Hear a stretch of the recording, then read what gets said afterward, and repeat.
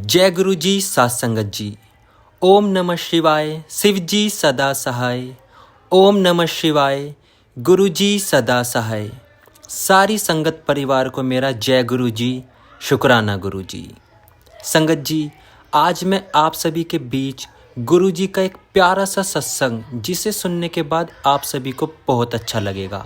संगत जी, गुरु जी का ये सत्संग इतना ब्लेस्ड है कि आप सभी को सुनने के बाद बिल्कुल ऐसा लगेगा कि गुरु जी ने साक्षात आकर आपको दर्शन दे दिए हैं और आपको ब्लेसिंग्स दी है।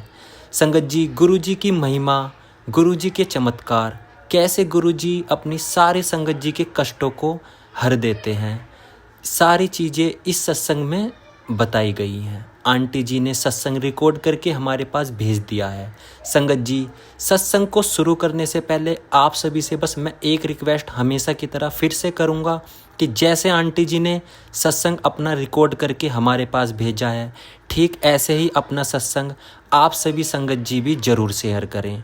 संगत जी, व्हाट्सएप नंबर मैंने स्क्रीन पर दे दिया है, अपना सत्संग रिकॉर्ड करके ज़रूर भेजें। चलिए संगत जी, अब हम सीधा सत्संग की तरफ चलते हैं। जय गुरु जी। ओम नमः शिवाय शिव जी सदा सहाय। ओम नमः शिवाय गुरु जी सदा सहाय। जय गुरु जी, शुक्राना गुरु जी। संगत जी, आज हम गुरु जी की ही पुरानी संगत जी गगनदीप कौर आंटी जी का सत्संग आप सबके साथ शेयर कर रहे हैं। आंटी जी अपने सत्संग को कुछ इस तरह शुरू करती हैं। मैं गुरुजी और बड़े मंदिर से नई जुड़ी थी, पर यकीन कीजिए कि मुझे ऐसा महसूस होता था जैसे कि मैं कभी इस जगह से दूर नहीं थी और मैंने हमेशा से गुरुजी को जाना है। बड़े मंदिर में गुरुजी के पास आने से पहले मैं एक सामान्य व्यक्ति थी, जिसकी ख्वाहिशें रोटी, कपड़ा और मकान तक सीमित थी। मैं दुनियावी दौड़ में लगी हुई थी, साधारण इच्छाओं को पूर्ण करने की कोशिश में, भले ही वे इच्छाएं आत्म केंद्रित नहीं थी। न मैं सोनी, न गुण पल्ले। भगवान में कभी भी मेरा निष्ठावान विश्वास नहीं था। मैं बस जिंदगी की प्रवाह में बहती चली जा रही थी, उन बातों को मानते हुए जो मेरे माता पिता, शिक्षकों और मेरे अनुभवों ने मुझे सिखाई थी। मेरे पति ने मुझे गुरुजी के यहाँ जाने के लिए प्रोत्साहित किया और मुझे उनके यहाँ लेकर गए। मेरे पति के एक मित्र थे जो गुरुजी के भक्त थे। मेरे पति गुरुजी के यहाँ पूरी श्रद्धा के साथ गए, मैं नहीं। हम फरवरी 2009 में गए थे। बड़े मंदिर में हर जगह गुरुजी की खुशबू अनुभव करते हुए हमें खुशी और आश्चर्य भी हुआ और हम बहुत भावुक हो गए। हमें उनकी शक्तिशाली और स्वागत करती हुई उपस्थिति महसूस हुई, जिससे हम बार बार मंदिर आने के लिए प्रेरित हुए और सितंबर 2009 से हम हफ्ते में एक बार यहाँ नियमित रूप से जा रहे हैं। नए साल की पूर्व संध्या पर मैं सोच में थी कि मुझे बड़े मंदिर जाना चाहिए या नहीं। हालांकि मैं पूरे मन से वहां समारोह में जाना चाहती थी, फिर भी मैं दुविधा में थी। इसी कश्मकश में नए साल की पूर्व संध्या पर शाम को करीब 6 बजे मैंने अपने दफ्तर का काम खत्म किया। मेरे एक बड़े अफसर, हमारी कंपनी के वाइस प्रेसिडेंट, मेरे बॉस से उनके कमरे में मिलने गए। मेरे बॉस इस अफसर के सीनियर हैं और मैं उन्हें सीधे रिपोर्ट करती हूँ। मैंने वाइस प्रेसिडेंट से पूछा कि क्या वो बड़े मंदिर जा रहे थे, जिस पर वह बोले कि शायद वो थोड़े समय के लिए जाएंगे। उन्होंने यह भी कहा कि जब से बड़े मंदिर में कुटिया के पास उन्हें गुरुजी के दर्शन हुए थे, वह उनमें मानने लगे थे। उन्होंने मुझे गुरुजी की तस्वीर वाला पेन और लॉकेट दिखाया और ये भी बोला कि उन्हें यह सब बिना मांगे ही मिला था। पता नहीं क्यों, पर मैं और उदास हो गई। अपने दिल की गहराइयों से मेरे मन में गुरुजी से शिकायत की, गुरुजी भी बस बड़े लोकादे हैं। दर्शन सिर्फ विशेषाधिकृत दर्जे के लोगों को ही प्राप्त होते हैं। मैं दफ्तर से निकली, पर 31 दिसंबर होने की वजह से बहुत ट्रैफिक था।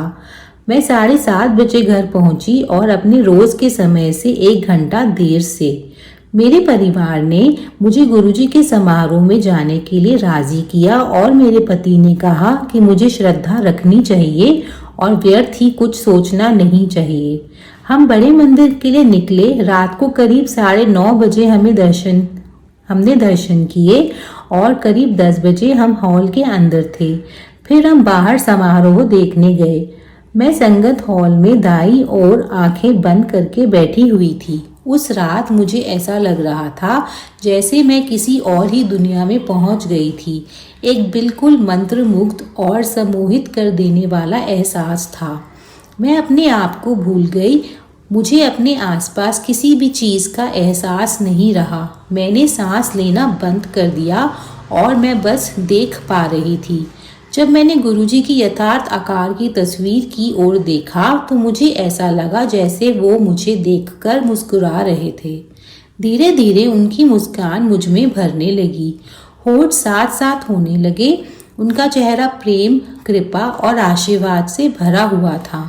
उनका चेहरा हर क्षण रूप बदल रहा था। आंखें सजीव थी और जगमगा रही थी।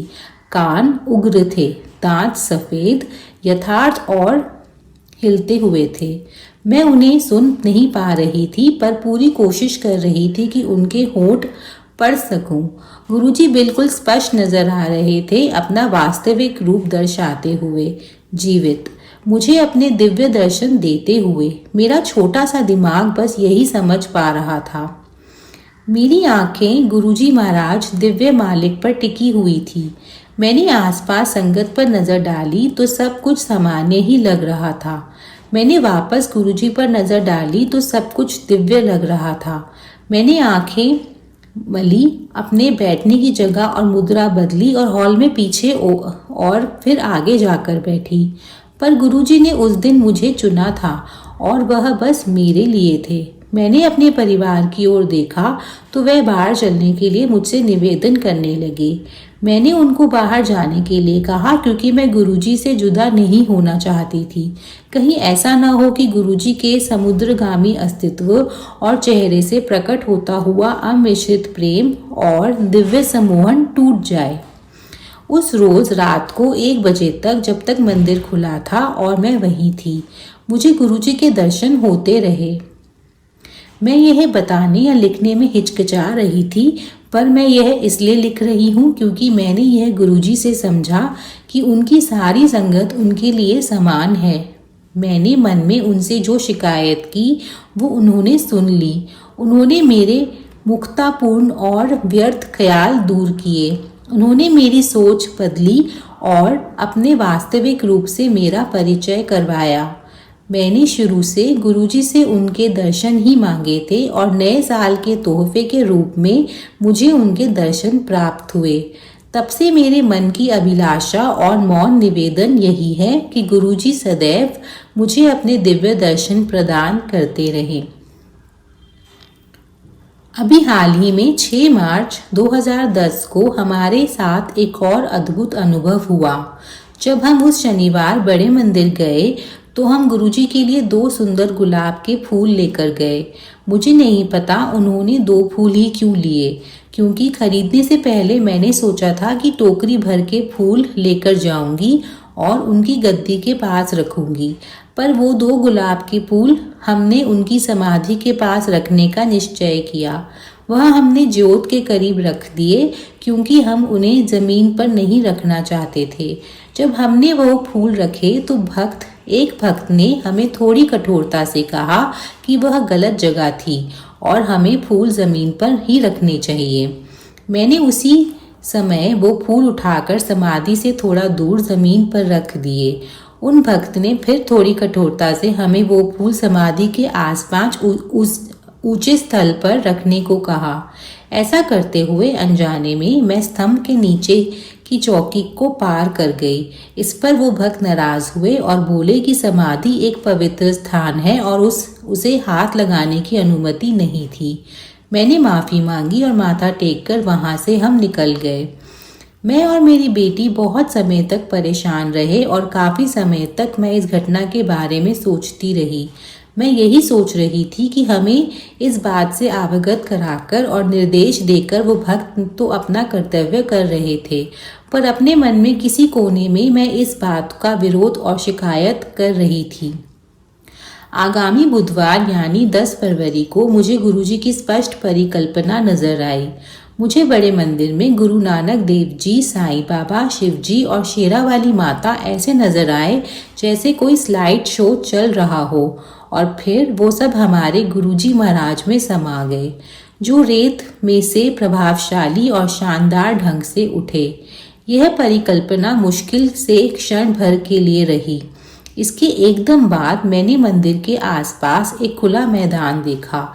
वहां गाड़ियां आ रही थी। मैंने रेशम की लाल रंग की साड़ी पहनी हुई थी और बड़े मंदिर के मुख्य द्वार पर हाथ जोड़े खड़ी थी। फिर यह परिकल्पना समाप्त हो गई। मैं उठकर अपनी दिनचर्या में व्यस्त हो गई, पर इस परिकल्पना के बारे में सोच रही थी। मुझे समझ आया कि जो खाली मैदान मैंने देखा था वो बड़े मंदिर की पार्किंग थी और मेरे लिए गुरुजी का संदेश एकदम स्पष्ट था। मुझे वहां वो लाल साड़ी जो मेरे पास थी पहनकर जानी थी। वो साड़ी मैंने 1 महीने से इस्त्री करा के तैयार रखी हुई थी, पर उसे दफ्तर पहनकर जाने का किसी न किसी कारणवश समय नहीं मिल रहा था। मुझे यकीन नहीं था कि इतने कम समय में मैं उस दिन बड़े मंदिर जा पाऊंगी या नहीं, पर गुरुजी की इच्छा मेरे लिए हुक्म था। फिर मैं सोच में पड़ गई कि क्या मुझे उसी समय सुबह को जाना चाहिए या शाम को। मुझे दफ्तर में अपने बचे हुए काम याद आए और मैंने पहले उसे अपने दफ्तर जाने का निश्चय किया और वही लाल साड़ी पहनकर मैं पहले दफ्तर गई। 12:30 बजे तक मेरा काम बस खत्म ही था। मेरे बॉस दफ्तर में नहीं थे और मैं नोएडा से बड़े मंदिर के लिए निकल पड़ी। बड़े मंदिर पहुंचते ही मैंने देखा कि समाधि के स्थान पर हलचल थी। समाधि की अच्छे से सफाई हो रही थी और उसकी छत को पानी से धोया जा रहा था। मुझे पता चला कि बुधवार का दिन समाधि की सफाई करने के दिन होता है। कहने की जरूरत नहीं है कि मैंने भी समाधि सेवा में हिस्सा लिया और ऐसा करने में गुरुजी महाराज की समाधि को जी भर के छुआ।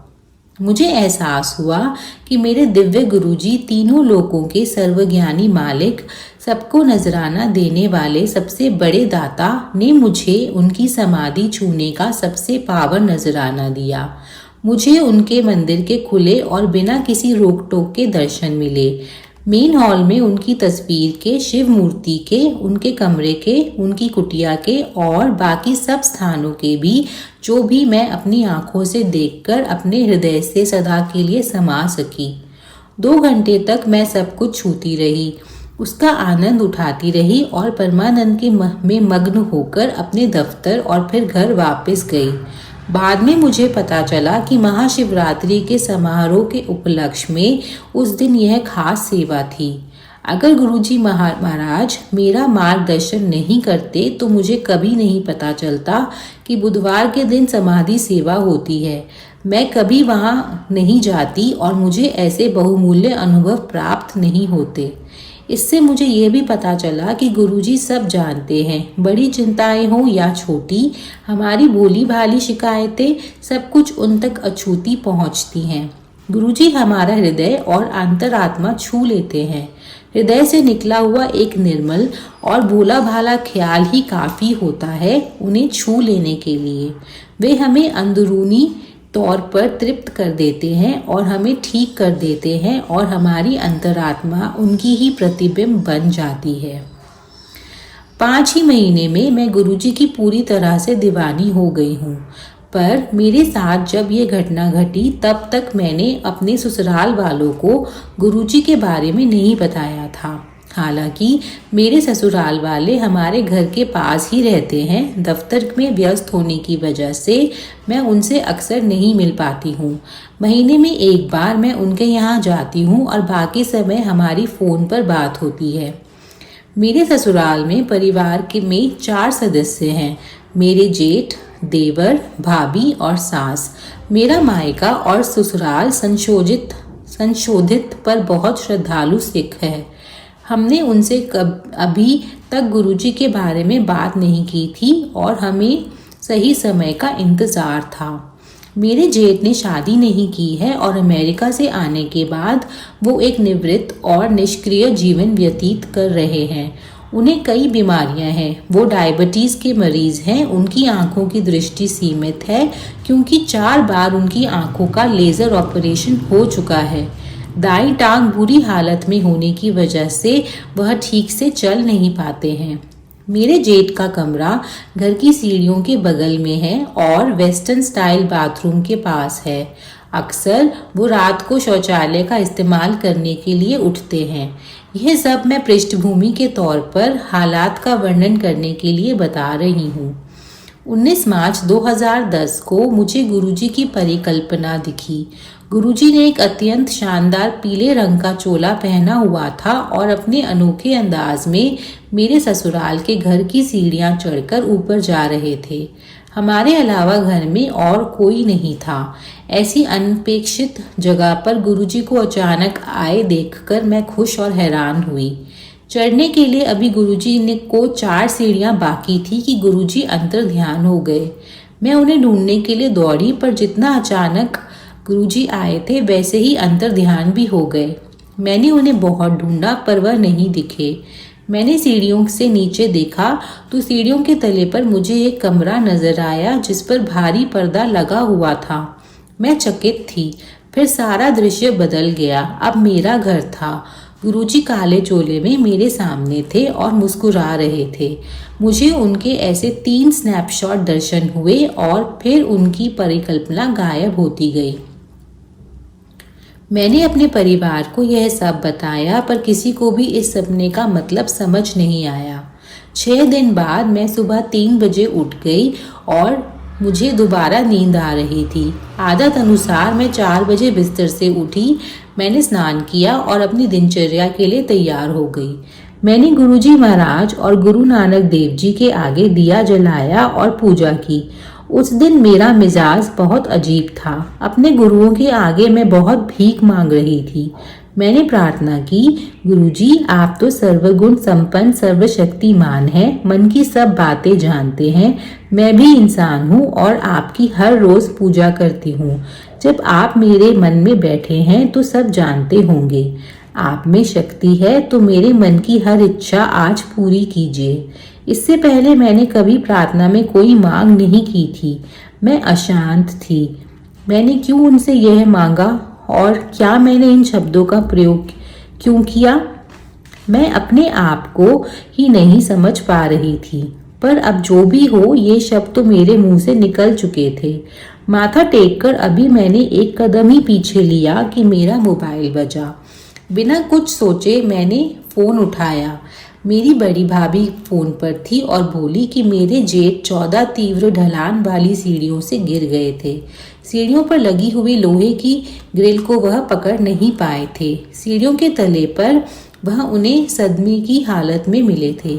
उनके घुटने से खून बह रहा था और सीढ़ियों के तले के पास वाले कमरे में उन्हें ले जाया गया था। मेरे देवर घर पर अकेले थे और उन्हें समझ नहीं आ रहा था कि वह क्या करें। भाभी ने मुझे मेरे पति को वहां भेजने को कहा और मेरे पति फौरन निकल पड़े। वो सीढ़ियां जिससे मेरे जेठ गिरे थे और जिस कमरे में उन्हें ले जाया गया वह मैं गुरुजी की परिकल्पना में पहले ही देख चुकी थी। संभवतः घर में सब परेशान थे। वह मेरे जेठ को तुरंत डॉक्टर के पास ले जाना चाहते थे पर मेरे जेठ ने मना कर दिया। मैंने सुबह 5:30 बजे फोन करके मेरे जेठ को गर्म पानी का सेक देने को कहा क्योंकि उनका कंधा सूज गया था और मैंने अपने परिवार वालों को उन्हें डॉक्टर के पास जाने के लिए मनाने के लिए कहा। उन्हें सिर पर कान के पीछे 3-4 घाव हो गए थे और घुटने पर भी चोट आई थी। वह दर्द में थे पर आराम से सो रहे थे। अगले दिन 6 तारीख को शाम को वह डॉक्टर के पास गए। एक्सरे से पता चला कि उन्हें कंधे और दाई पसली पर हेयरलाइन क्रैक था। डॉक्टर ने कहा कि प्लास्टर की कोई ज़रूरत नहीं थी और उससे भी ज़रूरी बात, सिर पर चोट नहीं लगी थी। और उसके अगले दिन जब डॉक्टर ने उनकी जांच की तो सिर के पीछे की चोटें ठीक हो चुकी थी। उन्हें दर्दनाशक गोलियां और कैल्शियम लेने के लिए कहा गया। ऐसा कैसे संभव था कि एक बूढ़ा और बीमार व्यक्ति थोड़े भारी वजन का 14 सीढ़ियों से नीचे गिरा, उसका सिर सीढ़ियों पर कई बार लगा पर उसे कोई बड़ी चोट नहीं पहुंची। यह सब गुरुजी के हस्तक्षेप से हुआ और मेरे सपने का यही मतलब था। सबसे दयालु और सदैव दानी गुरुजी महाराज उन्हीं सीढ़ियों पर चढ़े थे। अपने दिव्य चरण कमलों के महज एक छुअन से उन्होंने एक जानलेवा घटना रोक दी। उन्होंने उन 4 लोगों को जिन्हें मैंने सपने में देखा था जीतने नहीं दिया। वह 4 लोग मेरे जेठ को अपने कंधों पर उनकी अंतिम यात्रा पर ले जाने वाले थे। ऐसा सिर्फ भगवान ही कर सकते हैं, उनके लिए भी जो गुरुजी के बारे में जानते तक नहीं है। गुरुजी की दयालुता अद्भुत और मर्मस्पर्शी है। सीढ़ियों पर और घर में कहीं और नहीं दर्शन देकर उन्होंने पहले ही मुझे उनके बारे में आगाह कर दिया था। उन्होंने मुझे सीढ़ियों के पास वो कमरा दिखाया जिसमें मैं गिरने के बाद मेरे जेठ को लिटाया गया। उन्होंने नींद से मुझे उस समय जगाया जिस समय मेरे जेठ गिरे, ठीक 3 बजे सुबह को, और मैंने गुरुजी से वही प्रार्थना की जो गुरुजी चाहते थे कि मैं करूं, क्योंकि उस दिन मेरे मुंह से निकले हुए शब्द निश्चित रूप से मेरे नहीं थे। मैंने वो शब्द खुद सोचकर नहीं कहे थे। यह सत्संग टाइप करते समय भी मैं अपने शरीर में हमारे गुरुजी महाराज स्वामी की शक्तिशाली और स्नेहमयी कंपन महसूस कर रही हूँ, जो मुझे झंझोड़ रही है और आश्वासन दे रही है कि मैं कभी भी उनकी सहज योग्यता में अपना विश्वास न टूटने दूं। किसी भी प्रकार के हल के लिए उनके पास ही जाऊं और अपने हृदय, चित्त और शरीर से उनसे सीधा संबंध जोड़ूं। अपनी आंखें खोलिए और देखिए, हम सबके लिए बिना किसी शर्त के उनकी अथाह शक्ति, सर्वोच्च क्षमता और अनंत प्रेम को सदा सदा के लिए। जय गुरु जी। यहीं पर गगनदीप कौर आंटी जी ने अपने इस सत्संग को पूर्ण किया है। जय गुरु जी, शुक्राना गुरु जी। तो संगत जी, आप सभी को यह सत्संग कैसा लगा कमेंट में जरूर बताएं और कमेंट में जय गुरु जी लिखना बिल्कुल ना भूलें।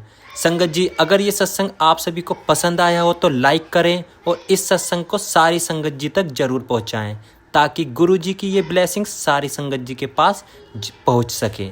अब मैं गुरु जी से आज्ञा लेता हूं और इस सत्संग को यहीं विराम करता हूं एक और नए सत्संग की तैयारी। तब तक के लिए आप सभी को मेरा जय गुरु जी, शुक्राना गुरु जी।